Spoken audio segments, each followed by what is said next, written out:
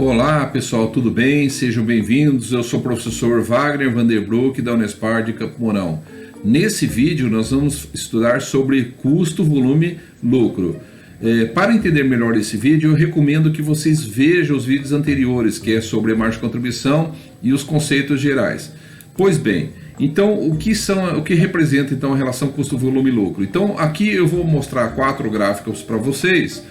Então nós temos aqui o gráfico clássico do custo fixo. Então veja que eu tenho as ordenadas e a abscissa aqui, duas fontes de informação, as quantidades e o valor, tá? Então eu tenho valores monetários aqui e valores físicos.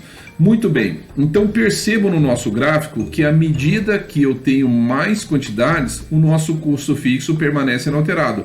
Por exemplo, aluguel de fábrica. Se eu não produzir nada, o meu aluguel de fábrica vai ser 10 mil reais, digamos que seja 10 mil reais. Se eu produzir bastante, continua sendo 10 mil reais, ou seja, ele não é influenciado pelo aumento da quantidade produzida.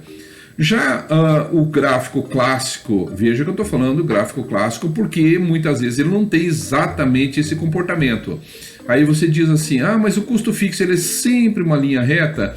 Não, se você pensar, ele vai estar trabalhando em duas linhas, uma superior e uma inferior, e o custo fixo ele flutua dentro dessas duas linhas. Por exemplo, na sua casa você tem a energia elétrica, e você considera a energia elétrica dentro do seu orçamento de salário, orçamento doméstico, como um gasto fixo. Mas se você pegar todas as faturas de energia elétrica da sua casa, provavelmente nenhuma delas irá se repetir. Mas ela está dentro de uma faixa tolerável, não é? Então o custo fixo ele não é absolutamente fixo, ele é relativamente fixo, ok?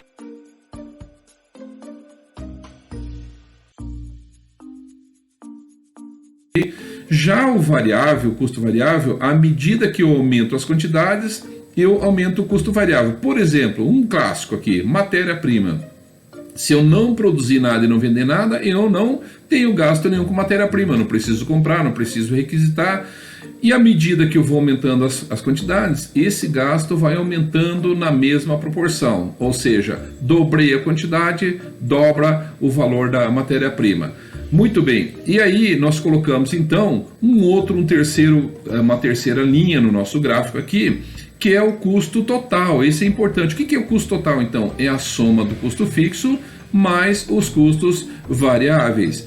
Bom, o custo fixo e custo variável, então, somados, né, ele dá o custo total. Então, perceba que o custo total, ele parte do meu custo fixo. Então, digamos que eu tenho aqui matéria-prima, que é o variável, somado com o aluguel.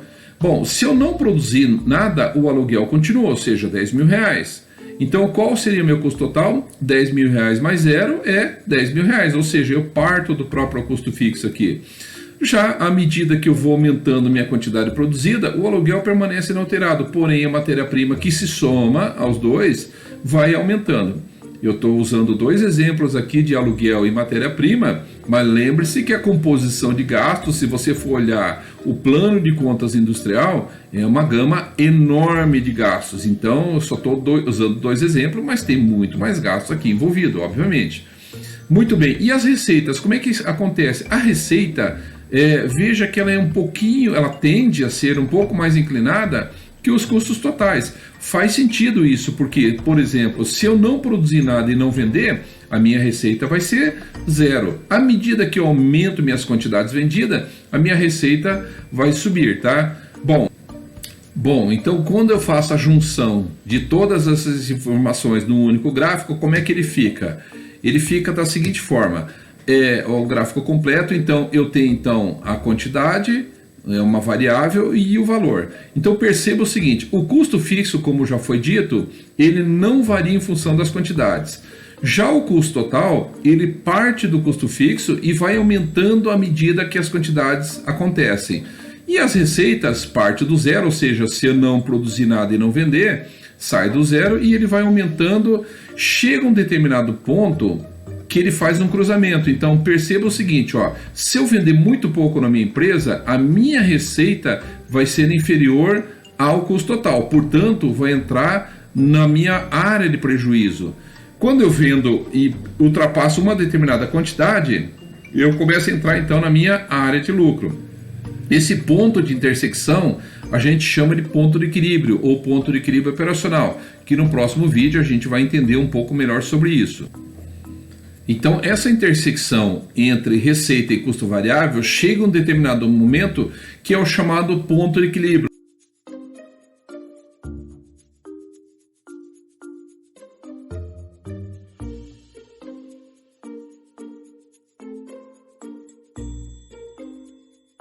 Ou seja, uma quantidade suficiente para cobrir seus gastos. Claro que esse não é o objetivo da empresa, porque ela quer entrar na área de lucro. Toda empresa quer entrar na área de lucro, e é importante que ela entre, obviamente, para a sobrevivência da empresa, para crescimento e tudo mais. Como calcular então o ponto de equilíbrio, que é o ponto de equilíbrio operacional, econômico e financeiro, que são os principais, nós veremos então isso no próximo vídeo. Ok? Muito obrigado!